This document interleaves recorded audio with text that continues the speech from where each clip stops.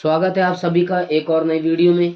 ये वीडियो कक्षा 12 वालों के लिए बहुत ही शानदार होने वाली है, क्योंकि इस वीडियो में हम रस, अलंकार और छंद तीनों को पढ़ाने वाले हैं। तो आप सभी लोग वीडियो को पूरा देखें। आपको पता है कि बोर्ड एग्ज़ाम को समय बहुत ही कम है, तो उस कम समय में हमें उन चीज़ों को पढ़ना है जो कि परीक्षा में आए। ठीक है, इससे पहली वीडियो में भी हमने आपको बताया था और फिर बता रहे हैं कि पढ़िए वही जो परीक्षा में आए। फालतू चीज़ों पढ़ने से सिर्फ आपका समय बर्बाद होता है और समय इतना है नहीं। ठीक है, तो इसलिए हम आपके लिए मोस्ट इम्पॉर्टेंट टॉपिक लेके आए हैं जो कि बोर्ड परीक्षा में 101% आएंगे।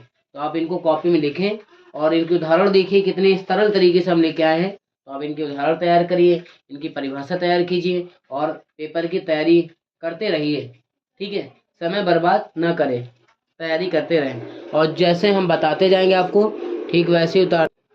ठीक वैसे उतारते जाना है और याद भी करना है। ठीक है, तो देखिए हमने लिखा ये है श्रृंगार रस की परिभाषा। इसको पहले आप ध्यान से देखें और समझे, फिर उसके बाद कॉपी में लिखें। ठीक है, श्रृंगार रस की परिभाषा जैसे लिखी थी उसका हमने और सरल तरीका लिख दिया। क्या लिखा है आप लिखिएगा, जब विभव, अनुभव तथा संचारी भाव, जब विभव, अनुभव और संचारी भाव का संयोग होता है तो रति नामक स्थायी भाव से श्रृंगार रस की उत्पत्ति होती है। ठीक है, आपको हम बता दें, श्रृंगार रस से समझ में आ रहा है कि श्रृंगार करने वाला, ये जो रस है ये स्त्रियों के लिए है ना। ताकि इसका दूसरा रूप ये कह सकते हैं कि जब प्रेमिका अपने प्रेमी के लिए सजती है, यानी तैयार होती है दिखाने के लिए कि मैं कितनी अच्छी लग रही हूँ, तो वहाँ पे क्या होता है, श्रृंगार रस की उत्पत्ति होती है। ठीक है, तो जब कोई लड़की या स्त्री सजती है तो उसका कोई ना कोई क्या होता है, कारण होता है, तो उस कारण में क्या होगा, श्रृंगार रस की उत्पत्ति होगी। ठीक है, तो आप उदाहरण देख लेंगे तो उदाहरण से आपको आभास हो जाएगा कि हम क्या कहना चाहें। ठीक है, उतारिए, हंसो नहीं, अभी करेंगे। रसगुल्ले हैं आप सब, मेरे प्यारे रसगुल्ले। उदाहरण देखें, तेरा साथ है तो मुझे क्या कमी है। ये आपको शायरी लग रही होगी लेकिन ये उदाहरण है। शायरी लग रही है लेकिन उदाहरण देखिएगा, तेरा साथ है तो मुझे क्या कमी है।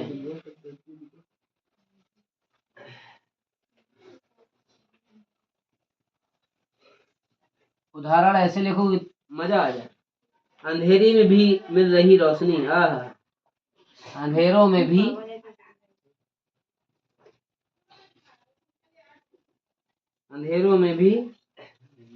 मिल रही रोशनी है।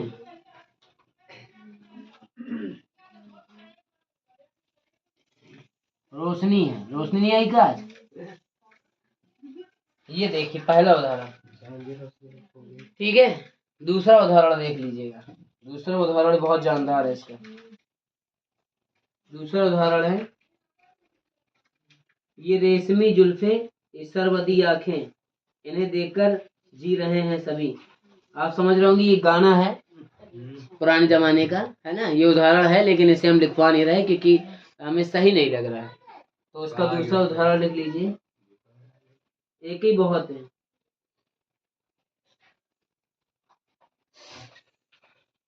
एक ही बहुत है। अगर दूसरा लिखवाना तो लिखा दे रहा, कोई जरूरी नहीं है लेकिन लिखा दे रहा।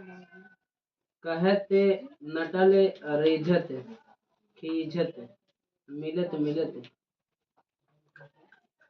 चलो लिख लो। कहत नटल रेझत रेझत खीड़ात खींचत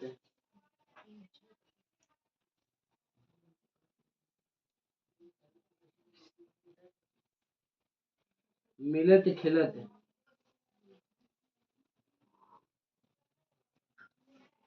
देखिए भैया, लजियात है। बोर्ड डिजिटल बोर्ड तो है नहीं, ये व्हाइट बोर्ड है, जैसा लिख रहा है उसे लिखिए और कोई समस्या हो तो आपका उसका निवारण किया जाएगा। तो आप परेशान ना होइए, टेंशन फ्री होकर लिखिए। और भरे मौन में करत है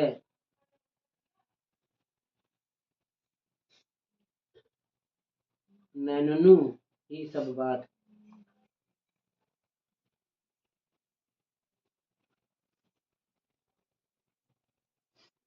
बता दिया। दूसरा उदाहरण तो आप देख रहे हो थोड़ा सा अटपटा है, लेकिन हमने लिखा दिया है, आपको समझ में आ रहा होगा।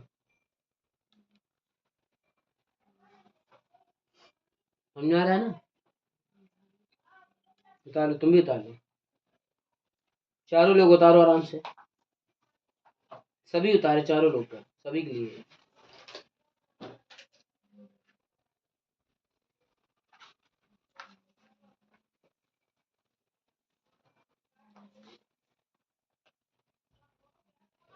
जैसे कि मैंने आपको पहले बताया, नायक और नायिका, प्रेमी और प्रेमिका के जो मन में प्रसन्नता होती है, इसमें विभाव आपको देखो, आप में लिखा क्या है, जब विभाव अनुभव लिखा है ना, विभाव अनुभव। तो मैं आपको बता दूं, जो इसमें विभाव है, विभाव किसे कहेंगे? प्रेमी और प्रेमिका को। किसे कहेंगे? प्रेमी और प्रेमिका को। और जो अनुभव है, अनुभव का मतलब होता है क्या हो रहा है, तो मन में क्या हो रहा है? प्रसन्न हो रहा है, मन में प्रसन्न हो रहा है। जब इंसान किसी से क्या होता है, मिलता है तो प्रसन्नित होता है, तो मन में क्या हो रहा है? प्रसन्न हो रहा है। अब संचारी भाव हम आपको बता रहे हैं, पहले जल्दी से उतारो।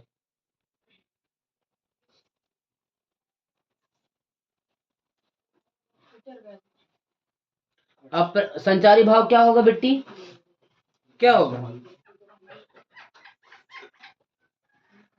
हंसना, रीझना। हाँ भाई, कोई इंसान क्या करेगा? हंसेगा ना। जब कोई इंसान मिलता है तो इंसान दूसरे इंसान थिंकिंग कैसी रहती है? लिखा है सब बात, नैनन ही सब बात, यानी नैन यानी आंखें ही सब बातें कर लेते हैं, बोलने की जरूरत ही नहीं होती है ना? हाँ हाँ, हमारे बच्चे कहत रहा थे। दूसरा लिखवा है बेटुआ।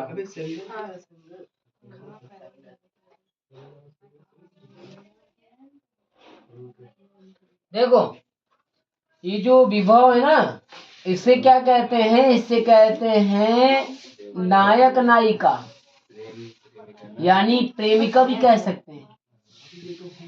ठीक है, ये अनुभव क्या है? अनुभव है बेटा मन में प्रसन्न होना। क्या है?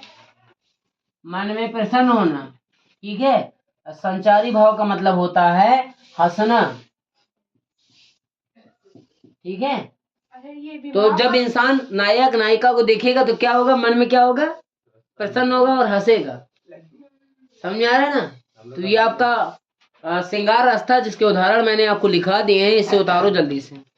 और अगर कहीं कोई समस्या है तो आप कमेंट में जरूर पूछिएगा कि क्या नहीं समझा, और कमेंट जरूर करिए, वीडियो शेयर करें और दूसरों को जरूर शेयर करें ताकि वो लोग भी देखें। सब्सक्राइब तो आप लोग करेंगे, इतना आप लोगों ने प्रेम दिया है कि 2000 सब्सक्राइबर कंप्लीट हो चुके हैं। आगे धीरे धीरे हमारा रथ चल रहा है।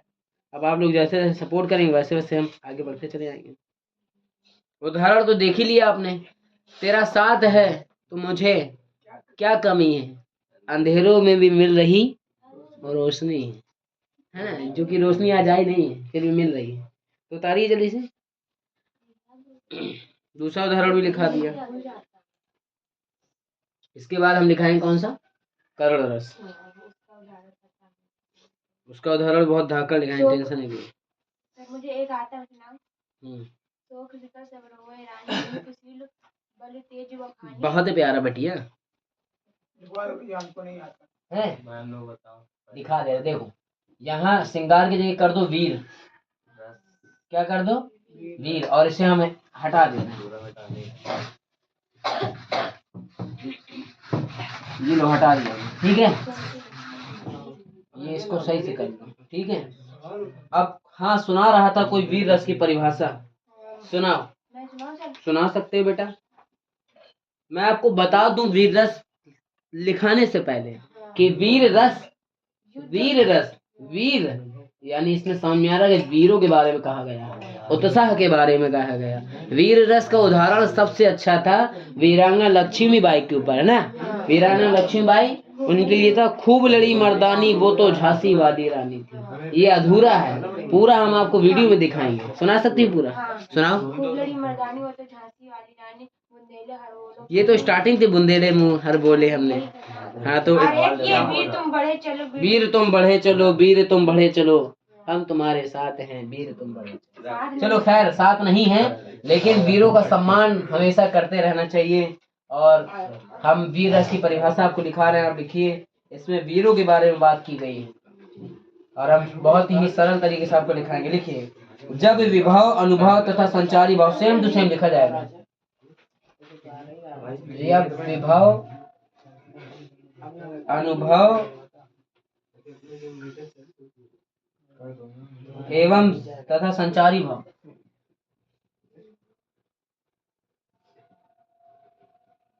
तथा संचारी भाव का संयोग होता है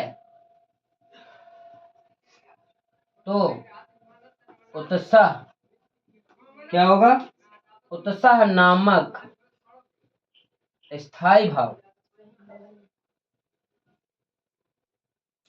स्थायी भाव से वीर रस की उत्पत्ति होती है।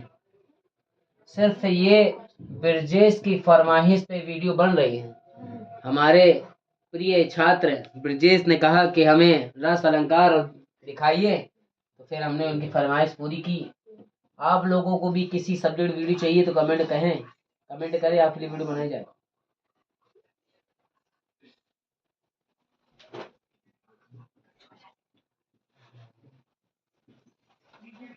उतारिए जल्दी से।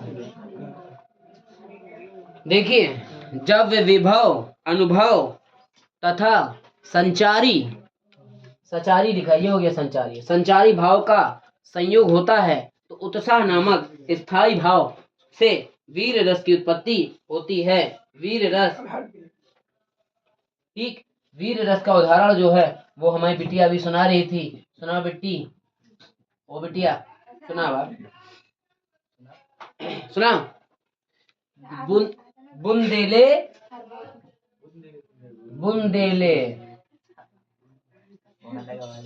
हर बोलो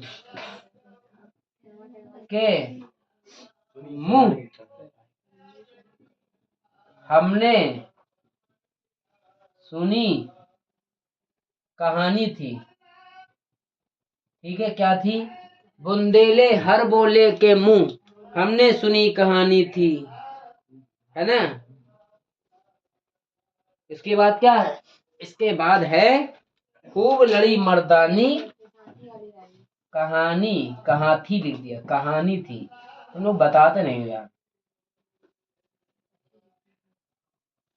खूब लड़ी मर्दानी, खूब लड़ी मर्दानी वो तो झांसी वाली रानी थी। झांसी कौन कौन हो आया है?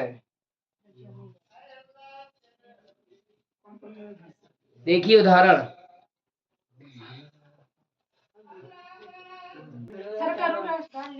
पहले हमसे करो वीर रस, सुन तो लो अच्छे से एक बार। इधर देखो बेटा, इधर देखो, इधर देखो। जब विभव, अनुभव तथा संचारी भाव का संयोग होता है।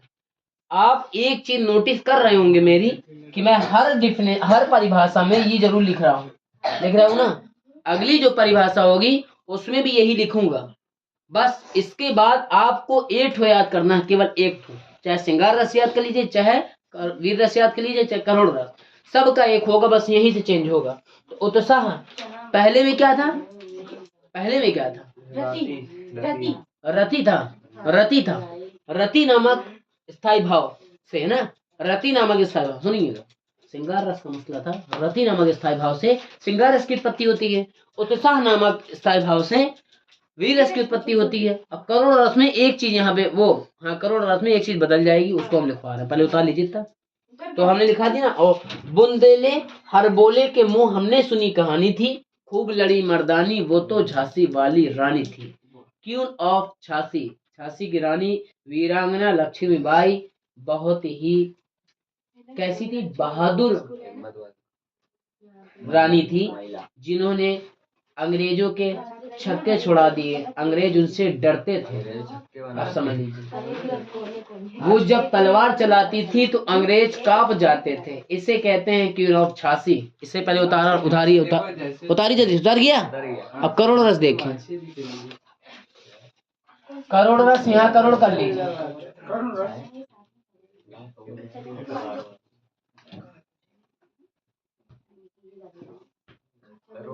ठीक है, यही सेम हो जाएगा। ठीक है,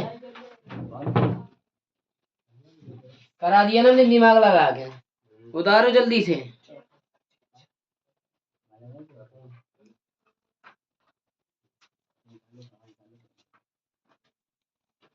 देखो इधर बेटा, एक बार में एक झटके में समझा दिया। जब विभव, अनुभव तथा संचारी भाव का संयोग होता है, हर जगह यही तीनों मिलेंगे, तो शोक नामक, क्या, शोक नामक स्थायी भाव से, शोक नामक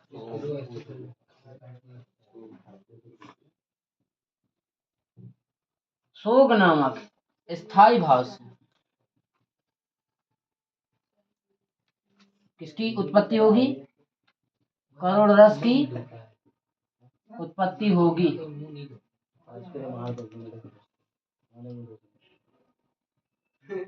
ठीक, करोड़ रस की उत्पत्ति होती है। आपको अच्छे से तैयार करना है, टेंशन लेने की जरूरत नहीं, हम आपके पूरा सहयोग करेंगे। इसके उदाहरण देख लीजिए।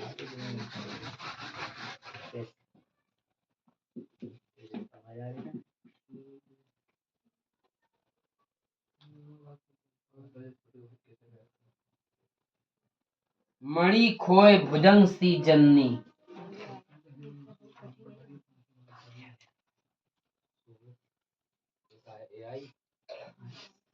हंसा पटक रही थी सी, शोक नामक, एआई तो तुम लोग को देखेगा, जमाना उसी पे चल रहा है। हंसा पटक रही थी शीश, अंधा आज बना कर मुझको, अंधी आज बनाकर मुझको, न्याय किया मुझको, क्या न्याय किया तुमने जगदीश,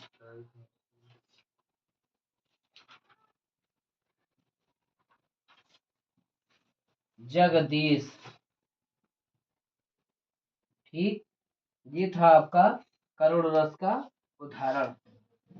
दूसरा उदाहरण आप देखिए, पहला तो जबरदस्त था ही, दूसरा देखिए। चला गया चांद कहाँ, आसमां को छोड़ के। ठीक है, ये आपने गाना सुना होगा, ये सुना नहीं सुना? जब कोई चला जाता है दुनिया से तो उसके लिए क्या किया जाता है, हम लोग शोक जताते हैं ना।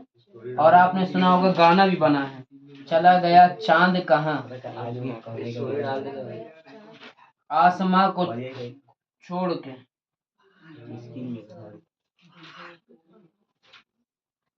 आसमान को छोड़ के, ठीक है, ढूंढ रहे हैं, पूरा सुनो, पूरा ढूंढ रहे हैं सितारा, सितारे गिर गया तोड़ के।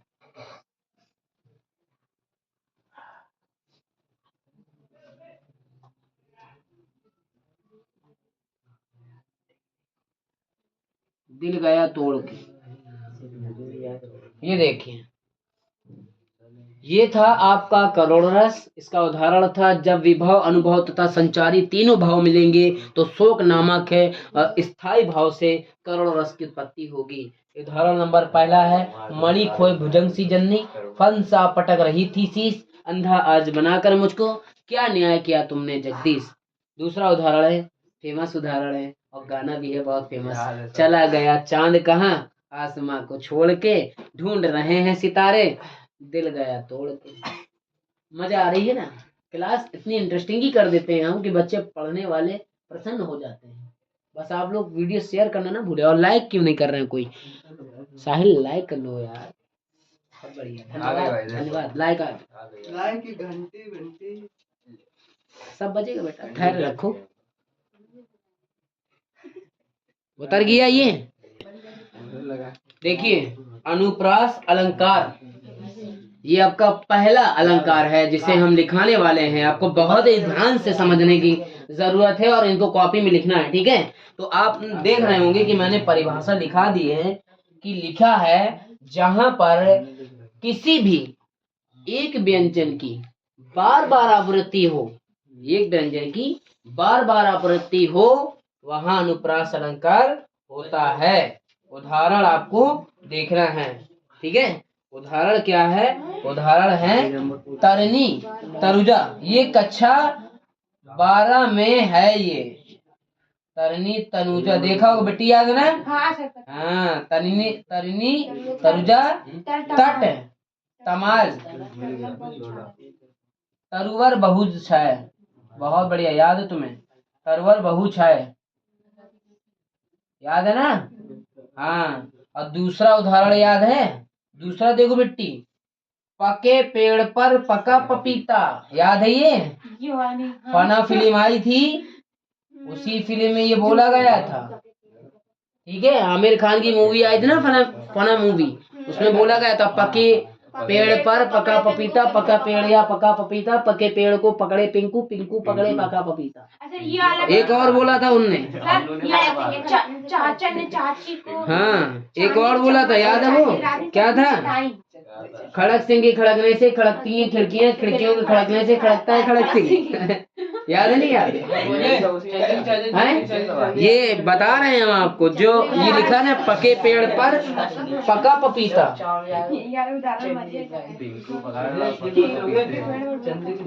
ये उदाहरण है। और एक बहुत प्रसिद्ध है, रघुपति राघव राजा राम, पतित पावन सीताराम। 3 उदाहरण लिखा दे रहे, जबरदस्त है तीनों। देखो कितने सरल उदाहरण लिखा रहे हैं कि आपको याद करने में समस्या नहीं आएगी।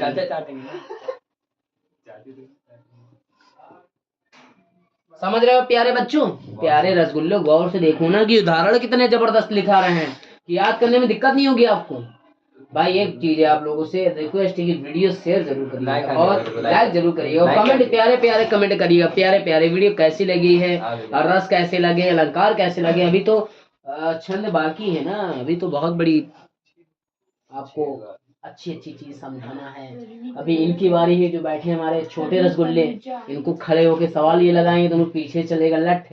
हाँ, पूछेंगे हम ये कहाँ से आया। उतारो जल्दी उतारो। अनुप्रास हो गया? पूरा करना भाई।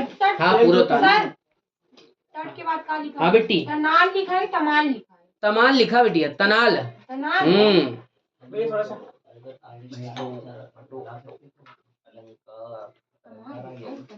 तमाल तमाल तनाल नहीं होता बेटी, तमाल है, वो बात है, तमाल है।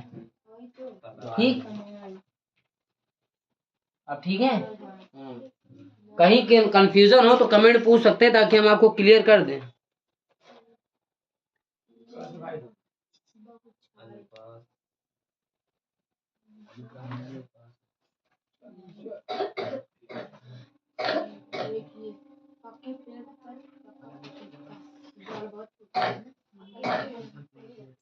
देखो देखो इधर देखो, इम्पोर्टेंट चीज गौर से देखो। देखो इधर देखो बेटी, सब कुछ देखो।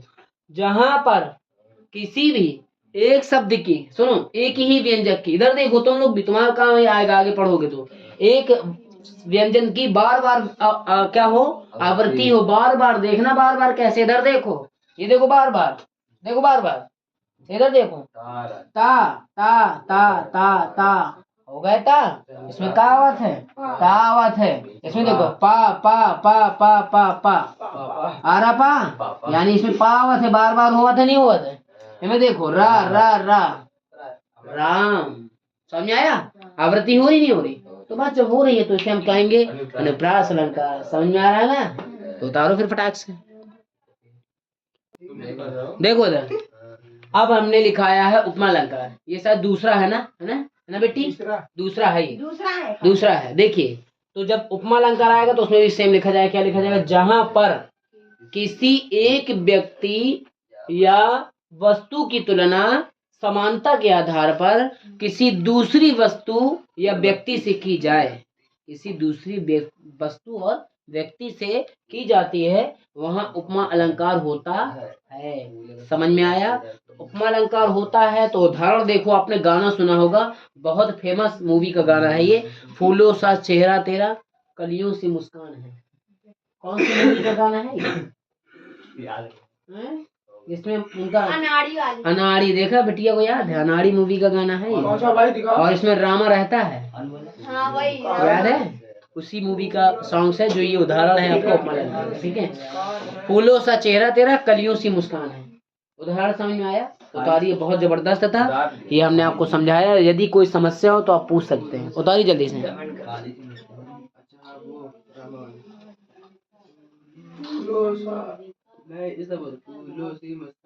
बस बस बस बस हो गया। ये कौन सा अलंकार है? तीसरा अलंकार है। वो अलंकार कह रहे हैं, हाँ अलंकार ही तो है, तीसरा अलंकार यमक अलंकार। ठीक है, यमक अलंकार क्या होगा? देखिए, यमक अलंकार भी बहुत सरल है, उसे आपको कॉपी में लिखना है। जहां पर शब्दों की आवृत्ति बार बार कैसी होगी? बार बार होगी, लेकिन उनके अर्थ जो होंगे वो कैसे होंगे बिटिया? भिन्न भिन्न होंगे। कैसे होंगे? बैठ जाओ, नमस्ते। अर्थ कैसे होंगे? भिन्न भिन्न होंगे। कैसे होंगे? भिन्न भिन्न होंगे। तो वहां पर क्या होगा? यमक अलंकार होगा। तो उसकी हमने उदाहरण आपको लिखा दिया है। क्या उदाहरण है? काली घटा का घमंड घटा। यहाँ पर घटा कितने बार है? दो बार है। कितने बार है? तो दो बार है। और एक घटा का मतलब है बादल, और दूसरी घटा का मतलब है घटना या कम होना। समझ में आ रहा है? जैसे आपने देखा होगा, काले बादल छा जाते हैं तो बरसात कहीं कहीं होती है, कहीं कहीं नहीं होती है। काले बादल छाने के बाद छट जाते हैं, कम हो जाते हैं। देखा नहीं देखा? तो इसी तरह ये उदाहरण आपका वहीं पे लगेगा। उतारी जल्दी से। रुक जा रुक जा। समझ में आ रहा है? तो ये उदाहरण हमने दिखा दिया है, इसे जल्दी से उतारो। इसके बाद तीन चीजें बाकी हैं जो आपके क्या है, उतारो जल्दी से। हाँ, समझ में आया? एक बार और समझा दे। देखो अच्छा, एक बार और समझो। यमक अलंकार की जहां होगा तो उसको लिखा जाएगा जहां पर शब्दों की आवृत्ति बार बार हो, लेकिन उनके अर्थ कैसे हो?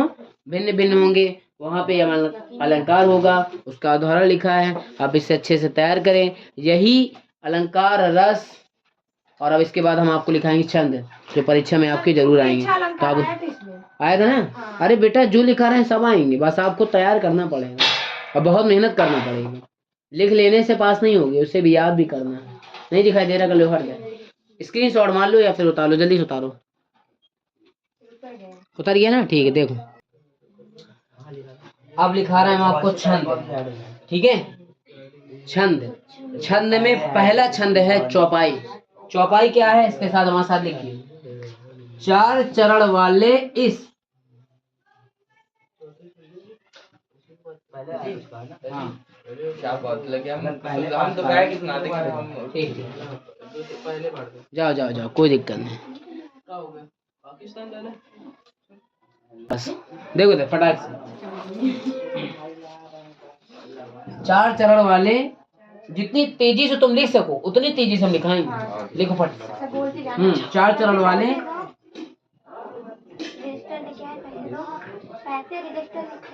सममात्रिक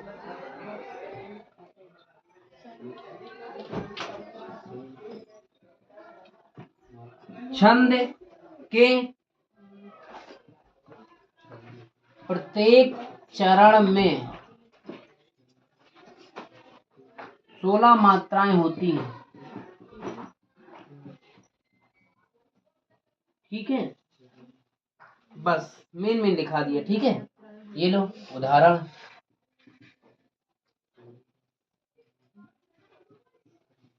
शिशु सब राम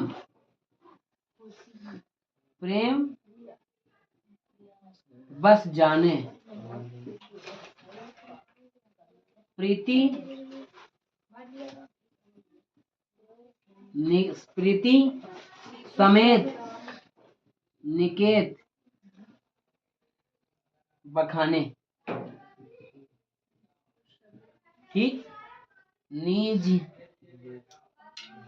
निज रुचि सब लेही बोलाई, सहित स्नेही राम दो भाई। ठीक। अब इसमें हम मात्राएं लगा रहे हैं, आप लोग लगाइए। एक,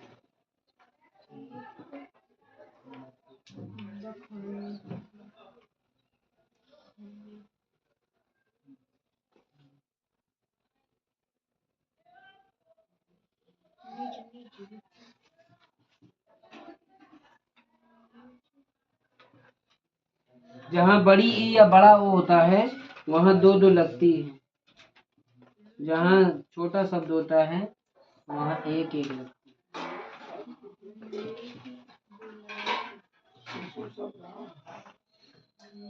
यहाँ नीचे लिख दे रहा ताकि आपको दिक्कत नहीं लगती। ऊपरी ऊपरी लगाने की दिक्कत नहीं।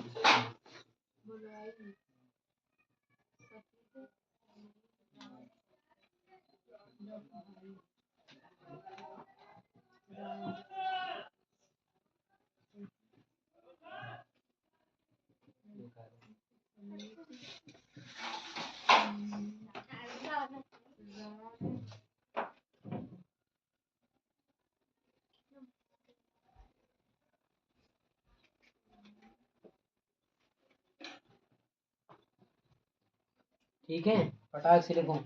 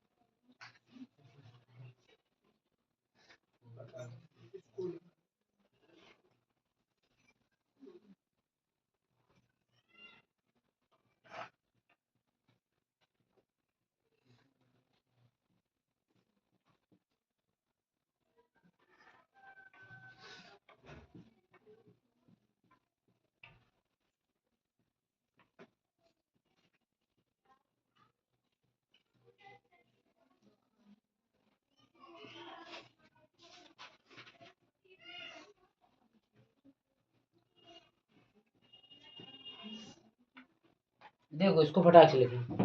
दोहा सम्मात्रिक छंद है, किसका? चौपाई जैसा। इस छंद के प्रथम और तृतीय चरण में 13-13, द्वितीय और चतुर्थ चरण में 11-11 मात्राएं होती हैं। ठीक है, उतारो फटाक से। भाई देखिए, ये दोहा का डेफिनेशन तो हमने मतलब परिभाषा आपको समझा ही दी कि दोहा सम्मात्रिक छंद है, यानी किसका? चौपाई जैसा। इस छंद के प्रथम और तृतीय चरण में, यानी प्रथम यानी पहला और तीसरे चरण में 13-13 और दूसरा और चतुर्थ चरण में कितनी मात्राएं होती हैं? 11-11। इसका उदाहरण देखो कितना जबरदस्त है। देखो ब्रजेश, उदाहरण देखो कितना का। देखो पता क्या लिखा है? लिखा काका, काका नहीं लिखा, कागा। कागा काको धन हरे, कोयल काको देया, मीठे वचन सुनाए कर जग अपना कर लिया। ये कोयल के बारे में कह रहा है। कोयल को जानते हैं ना? कोयल कितना मीठा बोलती है। कभी सुनी कोयल की भाषा? कोयल किस किस ने देखी है? कमेंट में जरूर बताना। आपने देखी है? बताओ। कोयल देखी? किस किसने देखी कोयल? जिसने देखी हो कमेंट में जरूर बताइए, ठीक है। वीडियो अच्छी लगे तो वीडियो को लाइक करें, शेयर करें और चैनल को सब्सक्राइब जरूर करें। मिलते हैं आपसे अगली वीडियो में, तब तक अपनी तैयारी करते रहें।